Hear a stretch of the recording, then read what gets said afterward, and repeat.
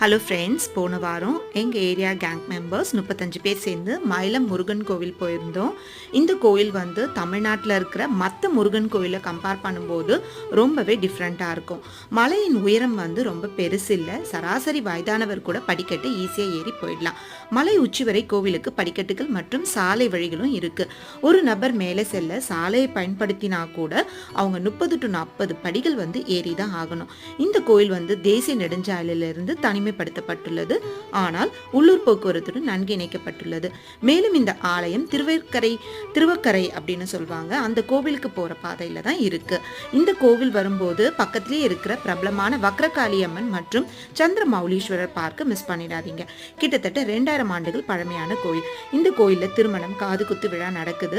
முகூர்த்த நாட்கள்ல கொஞ்சம் கூட்டம் அதிகமாகவே இருக்கும். ஸோ அதுக்கேற்ற மாதிரி பிளான் பண்ணி போங்க. மறக்காம எல்லாருமே பார்க்க வேண்டிய ஒரு கோவில் இது. நன்றி.